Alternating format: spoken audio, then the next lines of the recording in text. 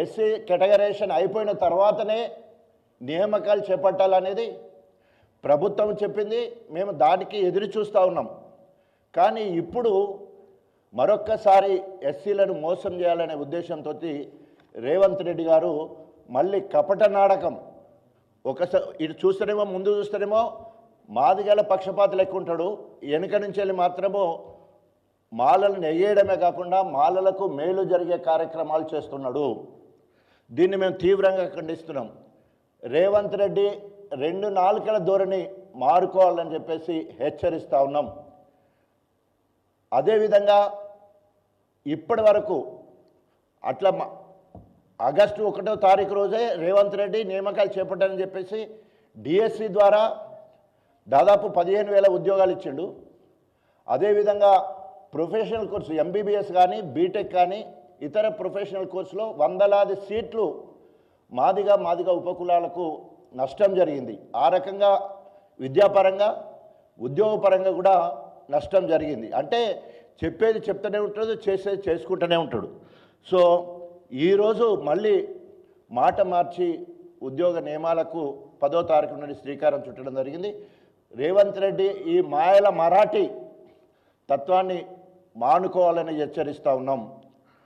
ఇప్పటికీ చెప్పిన దాని ప్రకారం గ్రూప్ 1కు సంబంధించిన ఉద్యోగాలు 10వ తారీఖు, గ్రూప్ 2కు సంబంధించినవి 11వ తారీఖు, గ్రూప్ 3కి సంబంధించినవి 14వ తారీఖు, అదేవిధంగా హాస్టల్ వార్డెన్ ఆఫీసర్స్కి 17వ తారీఖు, ఎక్స్టెన్షన్ ఆఫీసర్స్ 19వ తారీఖు వరకు షెడ్యూల్ను విడుదల చేయడం జరిగింది. దీన్ని వెంటనే నిలిపివేయాలని చెప్పేసి డిమాండ్ చేస్తూ ఉన్నాం. రేవంత్ రెడ్డి ఇప్పటికే అనేక హామీలు ఇచ్చి అందరినీ మోసం చేసుకుంటూ వచ్చాడు. మొత్తం గోబెల్స్ ప్రచారం చేసుకుంటూ ఇప్పటికీ 15 నెలల పాలన పూర్తి చేసుకున్నాడు. ఇది నయవంచన పాలన, ప్రజాపాలన కాదు, ప్రజా వంచక పాలన నడిపిస్తూ ఉన్నాడు. ఇప్పటికీ రైతులను నిండా ముంచి 441 రైతు ఆత్మహత్యలకు గురైన అదంతా కూడా ప్రభుత్వము రేవంత్ రెడ్డి చేసిన హత్యలే. నిన్న ఇంటర్నేషనల్ ఉమెన్ డే అయితే అక్కడ పోయి కూడా మళ్ళా మహిళలకు మాయమాటలు చెప్తా ఉన్నాడు. మహిళలకు చేసింది గుండు సున్నా ఇప్పటి వరకు. ఒక పక్క రైతులు పొలాలు వర్షం లేక పొలాలు సరి అయిన ప్రణాళిక లేకపోవడం వల్ల రిజర్వాయర్ల నీళ్లుండి కాలువల నీళ్ళు లేక పొలాలు ఎండిపోయే పరిస్థితి ఇలా కనబడుతూ ఉన్నది.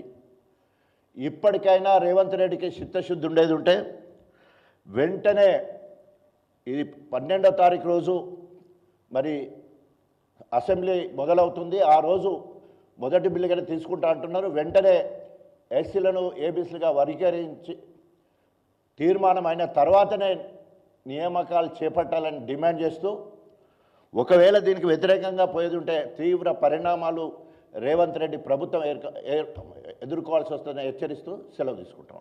ప్రపంచంలో ఏ మూల ఏ క్షణం ఏం జరుగుతుందో వేగంగా తెలుసుకోవడానికి తొలి వెలుగు వాట్సాప్ ఛానల్ని ఫాలో చేయండి.